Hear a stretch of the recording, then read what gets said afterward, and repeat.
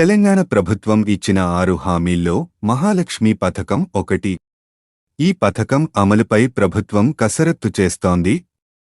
ఈ నేపథ్యంలో పథకం అమలుకు ఎంత ఖర్చు అవుతుందో నివేదిక ఇవ్వాలని తెలంగాణ సీఎం రేవంత్ రెడ్డి అధికారులకు ఆదేశాలు జారీ ఈ చేశారు. నెల చివర్లోగా అర్హులైన మహిళలకు 2,500 రూపాయలు సాయం అందించే పథకాన్ని ప్రారంభించేందుకు రెడీ అవుతున్నది.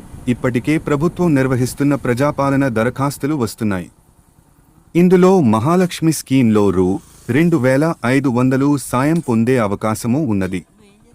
ఈ నెల 6వ తేదీతో దరఖాస్తుల గడువు ముగుస్తున్నందున వాటిలోని వివరాలను పరిగణలోకి తీసుకుని తొలుత ఈ స్కీమ్నే గాడిన పెట్టేలా అధికారుల స్థాయిలో కసరత్తు మొదలైంది. మార్గదర్శకాలు ఎలా ఉండాలి? అర్హులను గుర్తించడం ఎలా?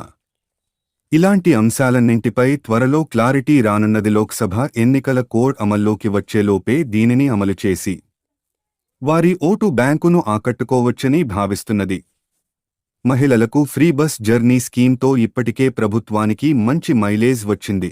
రెచ్చగొట్టే వ్యాఖ్యలకు స్పందించకుండా నిర్దిష్ట గడువులోగా వాటిని గాడిలో పెట్టడంపైనే దృష్టి పెట్టింది. జనవరి చివరికల్లా ప్రభుత్వం స్పష్టమైన విధాన నిర్ణయం తీసుకుని మహిళలకు రూ. 2,500 సాయం స్కీమ్ను అనుమానాలకు తావు లేకుండా చేయాలని భావిస్తున్నది. విపక్షాల విమర్శలకు ఆచరణతోనే జవాబు చెప్పాలని అనుకుంటున్నది. అయితే